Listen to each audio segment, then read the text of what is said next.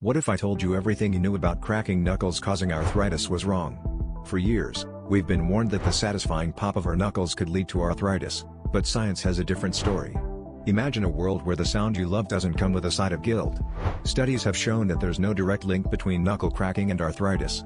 In fact, it's just the sound of gas bubbles bursting in your joints.